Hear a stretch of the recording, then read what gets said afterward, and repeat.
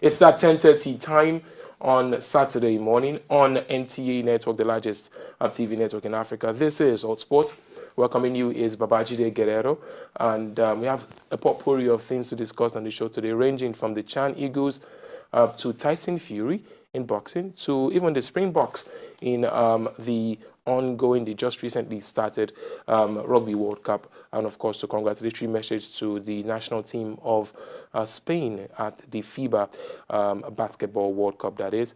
Well, the gentlemen are in the studios, two of them making their return to Hotsports. It's been a minute, it's been a while, and it's good to have them back, starting with Tony Swimpy. How are you, my man? Good, Babajide. It's really nice to be back. Man, where have you been? The last time I saw you, you were this slim, and now you have No, I had a Injuries. certain injury, but right now the player is back, and you know, like Zlatan Ibrahimovic will always say, the lion does not play with humans. You know? So the lion is back. So the lion is back. So your own lion has fat face. He has a chubby face. Yeah, obviously the lion will have a big flesh. face. Yeah, flesh. Yeah, flesh. And speaking of flesh and a lot of added muscle to his body, I don't know what my brother Precious Odabi has been chewing on, but whatever it is, it's good for him. Precious, good morning. How are you? Good morning, Babajide. It's nice to be back. The pleasure to be back on the show. Absolutely. It's been a while. I've seen you last before the Civil War, thereabout. But it's good to see you anyways. Really, thank you very much for coming to the show. My pleasure. All right, so we are going to look forward to what is going to be an interesting time in rugby, because the Springboks today will file out against New Zealand, the All Blacks in New Zealand. That game is already on, and we're looking forward to them getting probably good results. Remember that the Springboks of South Africa happen to be the 2007 champions, defeating Argentina in the semi-finals, and then they defeated England in the final 15-6 to win that tournament for the second time in 2011. They are currently number 4 in the world, and they are ranked number 4 in the world, that is. And we're looking forward to one day where the Nigerian rugby team will be spoken of in the same light, you know, just like this. They didn't start in one day, and right now they are doing quite well for themselves. Moving on now to basketball, where Spain completed what is a phenomenal run, you know, to the finals, defeating Argentina in that particular final, 95-75 in points, capturing the trophy and being led by none other than Gasol and Rudy Fernandez.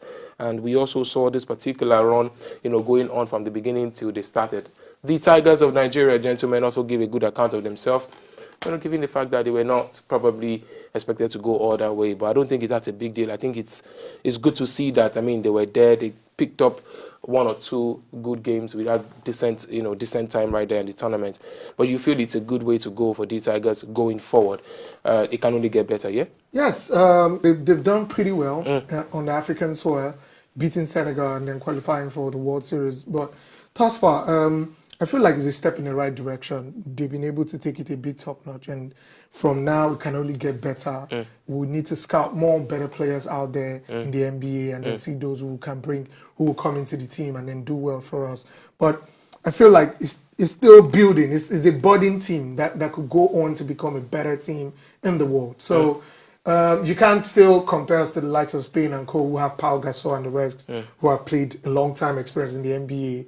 Yeah, so over time would harness that pool of talent and then see where we can go from there. Absolutely. So congratulations again to Spain. In fact, they are the oldest team to win the World Cup at 30 years, 3 months. And that's the average team in that particular Spain team that won the World Cup. So yes, who says age is a factor? In fact, age is nothing but a number. On your screen is the final standings at the FIBA World Cup 2019. It was a very, very interesting FIBA tournament with a lot of surprises, including USA not getting through.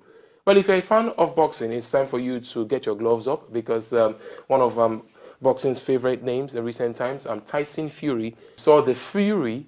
In fact, he wasn't the one that brought the Fury. The Fury was given to him by Otto Walling. You want to say that when you have 40 stitches on your face, and you also have a Deontay Wilder and waiting in the ranks, it's not a good time to be a boxer. Not at this time. The gypsy, like they call him, the gypsy king, like they call Tyson Fury. He's a very confident guy, a very confident fighter. He's quite big. His pounds is there, the weight is there. His movement is very swift, which which I commend him for. He's really, really swift when it comes to movement. And him fighting Otto Wallin and then getting a lot of cuts was really, really, how will I put it, unforeseen. We didn't see that coming.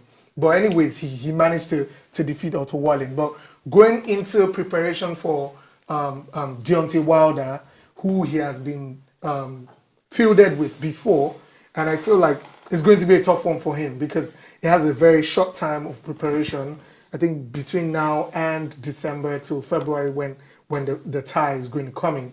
I feel like it's going to be tough for him. I don't think he might be able to recuperate on time to be able to have that fight. So, but he's a very, very confident guy. So I feel like he could go into the game and pull something through with Wilder. Well, Shelley Finkel, the co-manager of Tyson Fury, has come out to say, nah, it's just beer cut. It will be fine by February.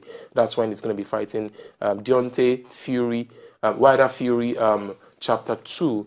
And remember that one is also going to be interesting, especially the rich history in between this particular two guys. Talking about history now, I think this particular tournament is maybe historically or maybe by culture the greatest club tournament in the history of world football. The UEFA Champions League, the mother of all league. Well, Precious Odabi was on top of those games Tuesday and Wednesday. Well, let's start from Tuesday.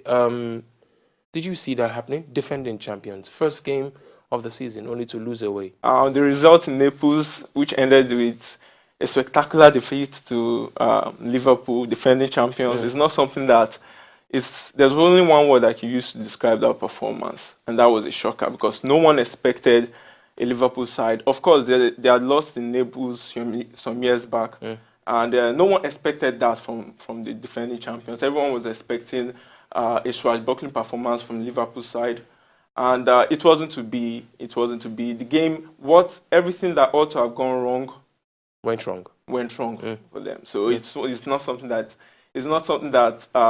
you could easily predict. I mean, the game ended 2-0 in favor of the home side, so they can look forward to the next performances, and who knows, the onus is still on the Liverpool side to come out as group winners and also do well in their group. So of course, it's not a cutting razor to this season's Champions League for them. Of course, they'll show up in their next performance.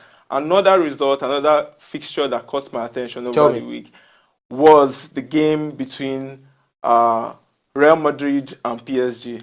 I mean, happened on Who did Real Madrid offend? I just the game ended 3-0 in favor of the home side, Paris Saint-Germain. And you know what's astonishing about that result and that performance?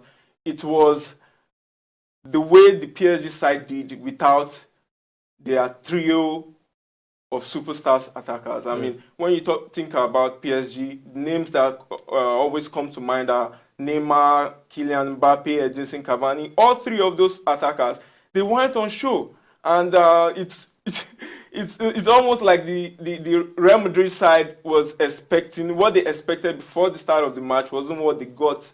So it was a very, very, very bad performance. They didn't even have a shot on target. So of course, Zinedine Zidane, the Real Madrid coach, has a lot to answer to. He has a lot of improvement to do in that Real Madrid side, because if they hope to get to the later stages of the UEFA Champions League, they have to show up. And the next group matches, we'll see how everything pans out. So shortly, did you like what you saw when Atletico Madrid came back against Juventus? Even when we all thought it was all dead and dead. I was surprised by the performance because Atletico Madrid side, they are a team that is well known for never giving up.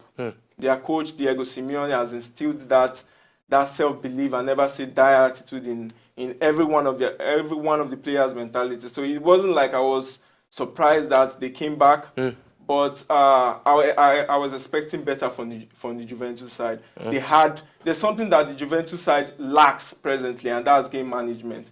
They ought to have closed the game, finished off the game at 2-0, but like I said earlier, the Atletico Madrid side are not a minnows in the UEFA Champions League. They're a big club side. So of course it was a great match and a great result for the neutrals, but of course, the Atletico Madrid side, I see them going far in this year's UEFA Champions League. Well, so do I, especially when you consider the fact that they still have a spine of that team, even though Diego Gordon and Antoine Griezmann is off. But João Felix looks to be a very good purchase already. So also does Jimenez at the back line, who also got a goal finally, having had like 3 or 4 shots on target. Let's talk at it from a Nigerian angle. Well, congratulations to Olayinka, who was the first Nigerian to score in the last 15 years. The last time we saw a Nigerian bag a goal at that level was the Yak. Yakubu Aigbeni for Maccabi Haifa then. Yes. Of course, the big yak right there. But now Olayinka has broken that particular lock, and of course, he scored that goal against Inter Milan for his team, Slavia. Unfortunately for Victor Man on Fire Osimhen, unfortunately, he really couldn't bring out the fire against Ajax. Ajax defeating Leo Metropole 3-0. And Paul Onuachu, of course, losing 6-2 to Salzburg in a revelation game of the young lad they call Ervin Alan. And that boy rider will go a long, long place. Let's talk about international friendly now to happen in October. Well, the Seleção of Brazil has thought of it wise to play the Super Eagles of Nigeria in a friendly to happen in October in Singapore. And they also will get to play Senegal. But here's the thing, Swimpy. An average Brazilian is not happy that the Brazilian national team are not attracting top teams. They're not playing against top teams. They're playing against Nigeria, playing against Senegal. They are not happy, but from a Nigerian angle, I think this is a very, very worthy fixture, depending on the quality of player Brazil decide to play. It's a welcome idea because we need to start knowing what our opponents will be like going forward to preparation of the 2022 World Cup as well. And then playing it in Singapore is also like going to know that terrain of Asia, to know how that terrain feels like before going into the World Cup, to prepare to the World Cup. So the Brazilian side, whether or not they feel it's not, we're not new to them. So I don't see a reason why they would think Nigerian side is a minnow not to play in a friendly match. But considering how our Football Federation has fared, we are a big side compared to any other side in Africa. So I feel like it's a very good welcome idea, and it will help shape the boys, pending the kind of players that Brazil actually fielding in the friendly. If they come with the A-list stars, then it will do well for us to know where we stand when we play a top-notch team in a major competition. Senegalese side, yes, very welcome idea, a very strong team, very tactical. They went all the way to the AFCON finals, and if they play the same team as well, it will help us in preparing not only for the upcoming AFCON as well, and then the 2022 World Cup as well. You're a fan of Brazilian national team, and Precious. Remember the last time we had a competitive game against Brazil, or what happened in Georgia, in Atlanta, in 1996. I'm sure you were still very much in your panties then, anyways. Most of us were. But the bottom line was that it was a good feel. You're looking forward to the particular friendly game? Yeah, definitely. It's a top-notch fixture, Nigeria playing against Brazil. So these are fixtures that the national team players, these are fixtures they look forward to, of course. Playing against little-known sides, of course, is a good idea. But playing against major teams like Brazil, of course, come on. This is what players look forward to when they think about international fixtures. Absolutely. So of course, it's a welcome development. So if I thought the NFF can push for this and see, well, I mean, not bad. But again, we'll also be looking forward to hosting friendlies here in Nigeria. I think that's another thing that has really gone down the drain. The last time I think we had a proper friendly here was even against Brazil, I think, at the Abuja Stadium, when it was newly launched then, when it was still a magnificent stadium piece to witness. I think we need to do more in terms of bringing these quality friendlies to Nigeria. So we'd like to wish the Olympic Eagles, and of course when they team up with the Chan Eagles, to play against Togo in what is going to be a Chan qualifiers. Well, Coach Imama will be looking forward to having the very best of boys and team, as they prosecute that game this particular week. That's tomorrow on Sunday. We're looking forward to that particular one going down, as well as it's going to be a preparation for the under-23 AFCON finals set to hold in Egypt between 8th to 22nd of November. And so we are done with the sports segment discussing, it's time for us to have the conversation that makes all sports tick. Our topic today will be upon us right after this break.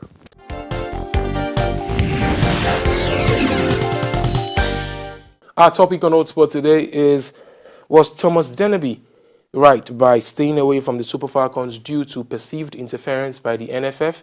As it is yet to report back to his duty, and awards have it that he is currently absent without leave. He's gone AWOL at this time. So that's what we're asking. The gentlemen are in the studios, Precious Odabi and Tony Swimpy. We'll be right back after this for their thesis statement.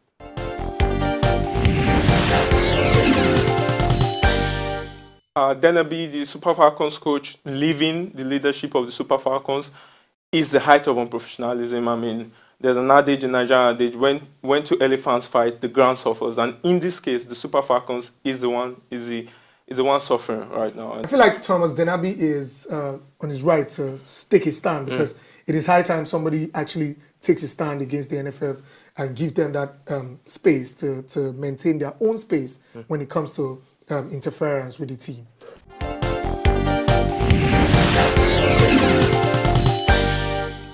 And we are back. What we're asking is, was Thomas Denaby right by staying away from the affairs of the Super Falcons due to the perceived interference by NFF? Earlier, the gentlemen laid their thoughts, and it's time for us to go right into the conversation proper.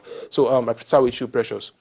Definitely, like I said earlier, it's unprofessional for him to leave the helm of leadership of the Super Falcons. The Super Falcons need leadership at this crucial time in their Olympic dream and Olympic journey. And something happened like in the 2015 after the Women World Cup in Canada, when the then coach Edwin Oko left.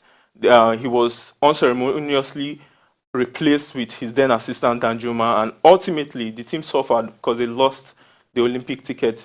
I feel like what you're saying is, yes, it might seem that it's a wrong time to leave or to abscond from your job, but the point is taking a stand against a body that has consistently interfered in teams' affairs, which is wrong, and it disrupts the team all the time. If you have players who complain about how the board comes in to constantly try to tweak the team, to tell you who to play and who not to play, there's a right time it's wrong. There's a right time to take action, and this is definitely not the right time. You don't have to wait until it is the right time. Sometimes you just have to take a stand. And it's needed right now, because right now the entire nation needs somebody who needs to stand up against the body of NFF. It's been 12 years. You have exactly to stay clear. 12 years since the Super Falcons has been in the Olympics. And this is a crucial time. They can actually get that ticket to the Olympics. This is not the time for him to leave the helm of leadership. The whole thing, it still boils down to what you have as the board. So if NFF had stayed clear of the affairs of the team, the manager wouldn't have a reason to abscond from his duties. So if the NFF had stayed clear from this, he would have been there to be part of this thing. But I think it has gotten to a point where he has to tell himself, let me just do this to see how the reaction goes forward, so we can have a bit of an improvement. The gentlemen, let me just come in here. I mean, the caretaker coach right now, who is replaced the Thomas Denaby pending the other outcomes, has currently removed Desire Banuze from the captain and replaced with Aisha Oshoala. That already tells you that things are already taking shape in a way. Good or bad, guys? Definitely not good. I mean, you always want consistency in leadership. Of course, losing the coach and now the captain, it's inevitable. Mutiny is obviously in the camp. Changing the captain from Oparanozie to Oshoala, it will definitely not have the desired effect. When you take a stand for things, you definitely have what they call the ripple effect. Definitely there would be things that would go wrong, but it's for the better good. It's for the greater good of what comes forth. So I feel like whatever ripple effect is going through right now, it's the changes that needs to go on in terms of improvement to happen. So if you don't make those stand or take that stand, such change won't happen. Olise has done that in the past and it didn't come out good. But this time around, we feel like something good should come out, because they should have a lesson to learn. You know what I love about this? We have to take I love a step that back and then see what's decision wrong. is not set in stone. I love that the NFF are making, they are taking steps to reconcile the Denaby back with the team. So obviously, I'm looking for the meeting we will be holding this week. So obviously, I'm looking forward to it. We just have to get over it. We just have to. We need him back. We need him back. You think so, Swimpy? Do you think he just said we need him back? Do you think is it for a coach already said he's gone AWOL and looks like to have taken a stand against the team? The point is, if they can come in contact, I'm definitely sure he has the terms to give to them now. Give them a terms of reference and tell them that this is what I want you to do. Stay off my affairs. Let me guide this team. Not going AWOL. You get. Stay off my affairs. Let me guide this team to success. And then when I don't do that, then you have the right to say, go away. All right, gentlemen, I've really done justice to the conversation, but of course, we're looking forward to your own thoughts as well. The number is on your screen to text us. Let us know what exactly is on your mind as considering whether or not should Thomas Denner be the coach of the Super Falcons. Have stayed away from the team due to perceived interference by the NFF. And of course, do well to also go to our YouTube page and drop your comments there, and we're looking forward to getting those comments of yours, because it's because of you that we are here. Gentlemen, I want to give 30 seconds for your conclusion, just to wrap it up, in 30 seconds, and then I come back again for what is going to be my own final whistle. Okay, Precious started. I think you should start this time. It started with the thesis. I think you should start with the conclusion. Yes, going forward, I feel like this is the time for the NFF and the Minister of Sports, Ministry of Sport actually to come together, come in the room and say, hey, let's put a stop to this. Let's try to give these people space to function as a football body. These guys are football minds. They should be able to control a team. They should be able to know what to do. We shouldn't tell them set or play this player, play in a certain way.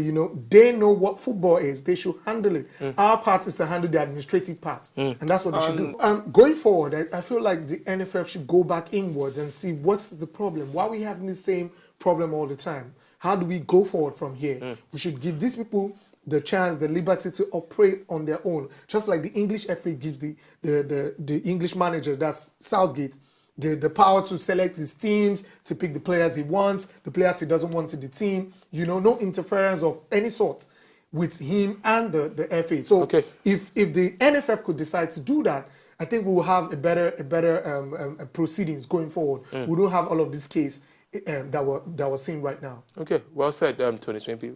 Conclusion right there. Professor Odabi? Obviously, we want a positive end of discussion. We want Denabi. Denabi has to be back. He has to be back. He has to be back at the helm of the affairs. And we need to have unity in that team. And I think coming back to the team after this debacle, obviously everything will be on course for Nigeria achieving the Olympic dream, the Olympic ticket. So obviously we just want a positive outcome to all of this. Absolutely. Positivity is what we say, and of course what we want at the end of the day. We'll go for a quick break, and when we return, it's time for my final whistle.